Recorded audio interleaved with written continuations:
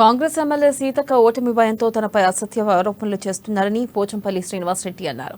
కేసీఆర్ ఆదేశాల మేరకే తాము ఇన్ఛార్జ్లుగా వచ్చి బడే నాగజ్యోతికి మద్దతుగా ప్రచారం చేస్తున్నామన్నారు.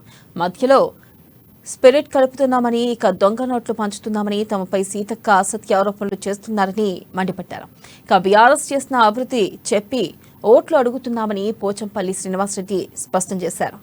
ఇచ్చి నిధులు ఇవ్వకపోతేనే మెడికల్ కాలేజ్ బిల్డింగ్ నడుస్తుందా? నిధులు ఇవ్వకపోతేనే అక్కడ 300 పడకల హాస్పిటల్ నడుస్తుందా? నిధులు ఇవ్వకపోతేనే అక్కడ సీసీ రోడ్లు వచ్చినాయా? నిధులు ఇవ్వకపోతేనే అక్కడ డబుల్ రోడ్లు పడ్డాయా? నిధులు ఇవ్వకపోతే అయినాయా? అవన్నీ నిధులు సిడిఎఫ్ ఫండ్లు నాకు ఇవ్వలేదని అంటుంది. సిడిఎఫ్ ఫండ్ ఎమ్మెల్సీకి అయినా ఒక ఎమ్మెల్యేకైనా అందరికి సమానంగా ఉంటాయి.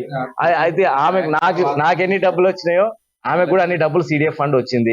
ఆమె సిడిఎఫ్ ఫండ్ ఇచ్చినాక కూడా ఇయ్యలేదంటే ఇప్పుడు ఎందుకు అక్కడ వాళ్ళ ఎమ్మెల్యేలు ఉన్నారు కదా, బట్టి విక్రమార్క ఉన్నారు కదా, మరి ఎందుకో నాకు సిడిఎఫ్ ఫండ్ ఇస్తలేదు నాకు చెప్పట్లేదు, మరి ఎందుకో శ్రీధర్ బాబు చెప్పట్లేదు సిడిఎఫ్ ఫండ్ నాకు ఇవ్వట్లేదని. కావాల్సి ఏదో ఒకటి ఆరోపణలు చేయడం చేసి ఏదో ప్రజలు నాకు ఏది ఇయ్యలేదు కాబట్టి నేను చేయలేదు అనేది ఆరోపణ చేయాలనే విషయం మీద తప్పించుకునే ప్రయత్నం చేస్తుంది తప్ప ఆమెకు అన్ని నిధులు ఇచ్చారు, అన్ని ఇచ్చారు.